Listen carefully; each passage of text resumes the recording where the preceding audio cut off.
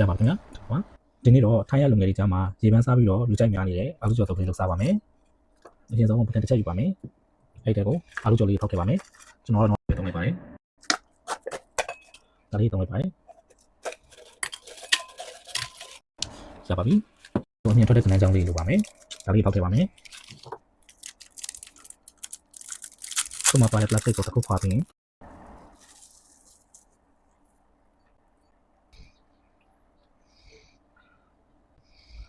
โอเคရပါပြီ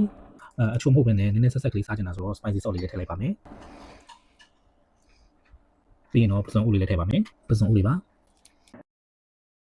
စနေပါမယ်ခင်ဗျာရပါခင်ဗျာဟုတ်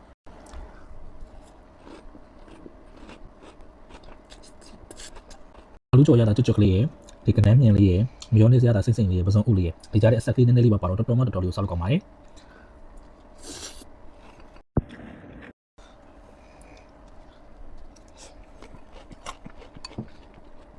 တဒါ